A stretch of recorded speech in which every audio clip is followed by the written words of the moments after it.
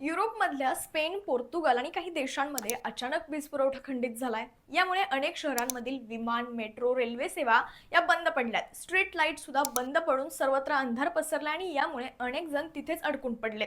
स्पेनच्या वीज पुरवठा कंपनीने यामागचं कारण सांगताना म्हटलंय की संपूर्ण देशातील वीज खंडित झाली असली तरी या ब्लॅकआउट मागचं नेमकं कारण हे अद्याप अस्पष्ट राहिलंय. पण ही समस्या लवकरात लवकर सोडवण्यासाठीचे आमचे प्रयत्न हे मात्र सुरू आहेत. पण इतक्या मोठ्या प्रमाणात वीज पुरवठा खंडित झाल्यानं अनेक प्रश्न उपस्थित झालेत. यामागे विविध शंका सुद्धा आता उपस्थित केल्या जात आहेत. या ब्लॅकआउट मागे सायबर हल्ल्याची शंकाही व्यक्त केली जाते.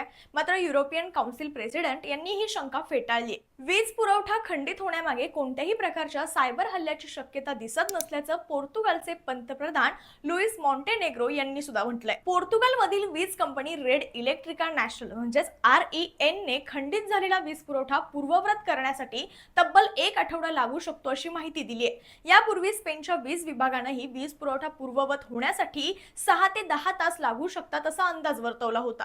या ब्लॅकआउट मागील कारण सांगताना REN ने स्पेनमधील तापमानात झालेल्या अतिबदलांमुळे हे संकट उद्भवल्याचं म्हटलंय. मात्र स्पॅनिश सरकारने अद्याप यावर कोणताही प्रतिसाद दिलेला नाहीये. दरम्यान स्पेन आणि पोर्तुगालमधील ब्लॅकआउटच्या घटनेने नागरिकांचे मात्र चांगलेच हाल झालेत. मोबाईल सेवा, ATM, घरगुती कामासाठीचे इलेक्ट्रॉनिक मशीन्सही बंद झाल्यानं काय करावं आणि काय नाही अशी स्थिती उद्भवली. आपल्याकडे जर ऐन उन्हाळ्यात अशी 10-12 तास लाईट गेली तर तुम्ही काय कराल? कमेंट बॉक्समध्ये व्यक्त व्हा आणि ही रील जास्तीत जास्त लोकांपर्यंत शेअर करा.